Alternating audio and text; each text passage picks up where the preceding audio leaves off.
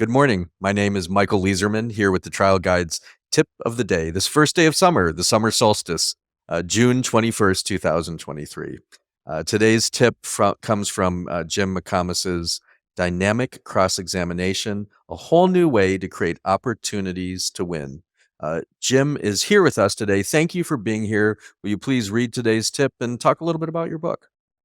Sure, I'd love to, Mike. The tip is make a list of particularly good questions, phrases, images, themes, movie references, analogies, ideas that we can use in questioning the witness.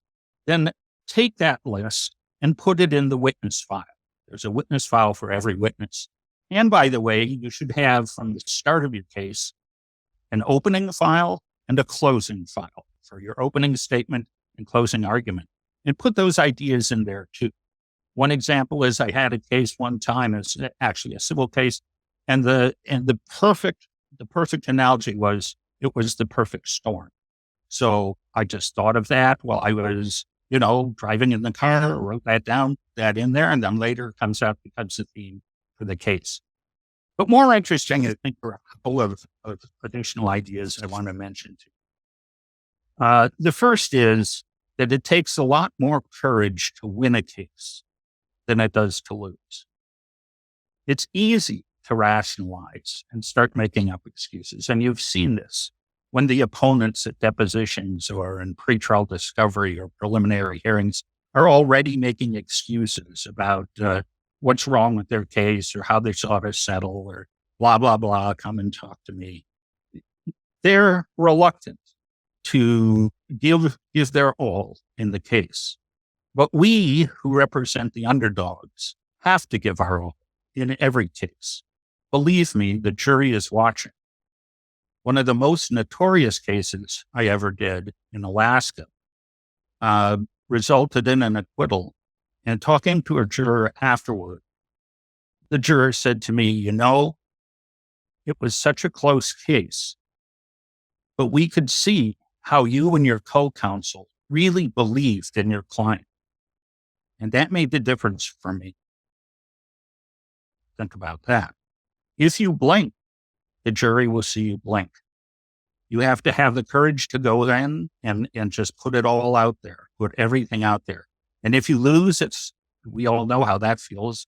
There's no worse feeling in the world. But if you want to win the game, you have to aim for winning the game and winning the game only.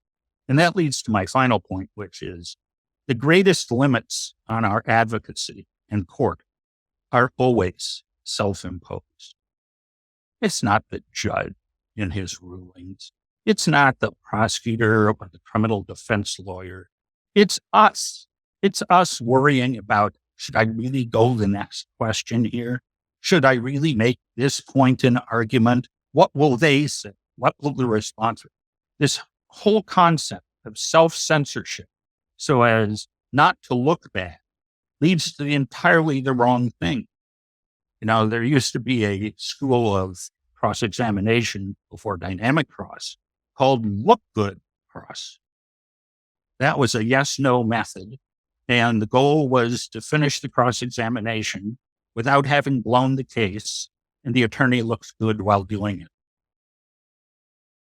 The client who's looking at life in prison or trying to live life without the settlement that will make medical care and rehab possible doesn't care how you look.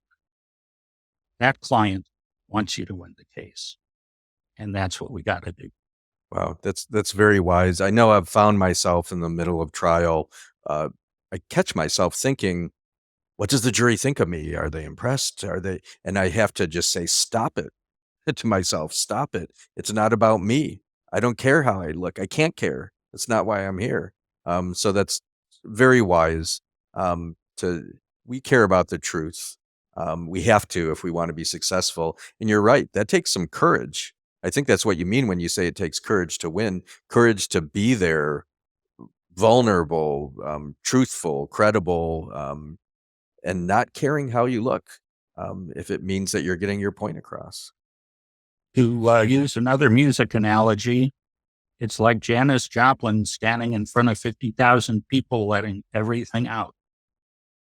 That's what we have to do in the court. Nice.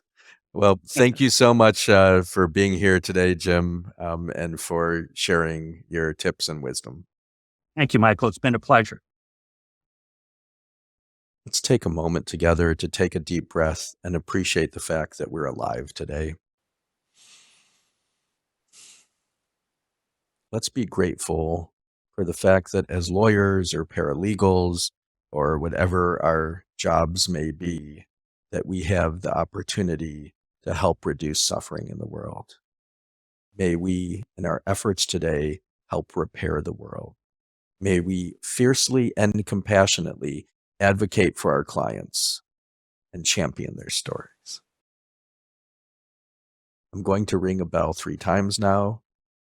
This can take you into a meditation practice, into a prayer practice, or just let the sound of the bell wash over you and remind you it's Wednesday. Wake up. Be grateful to be alive. Go out, do good things, and have fun while you're doing it. Have a great day.